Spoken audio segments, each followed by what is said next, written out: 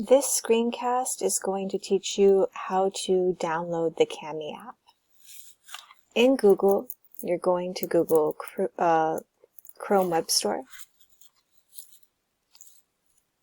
and go there.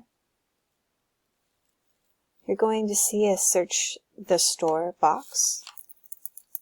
You're going to type in Kami, K-A-M-I. Kami is a Chrome extension that helps you type into PDF documents. So when I have you complete worksheets, you will use Kami to edit or type into that PDF. Once you see the Kami extension, it should show up looking like this. Press Add to Chrome.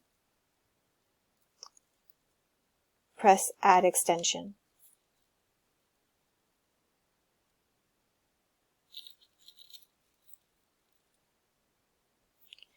For me, I find those extensions right here